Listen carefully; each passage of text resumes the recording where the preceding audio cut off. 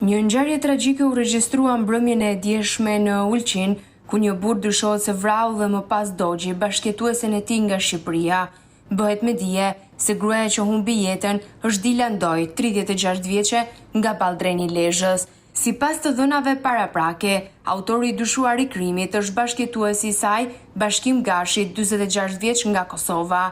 Pas ngjarjes së rëndë, ai dyshohet se i vuri flakën banesës ku çifti jetonte në lagjën Kodër të Ulqinit me qëllim fshehjen e gjurmëve. Policia malazeze njoftoi se trupi i pajetit 36 vjeçares u gjet brenda banesës së përfshirë nga flakët, ndërsa autori i dyshuar u arrestua pak më vonë me lëndime të marra nga zjarri. Autoritetet në Maltëzi vijojnë hetimet për zbardhjen e plotë të rrethanave të kësaj ngjarje të rëndë. Lajmi ka tronditur familjarët, të afërmit dhe banorët e Balldrenit, aty ku jetonte Dila Ndoj.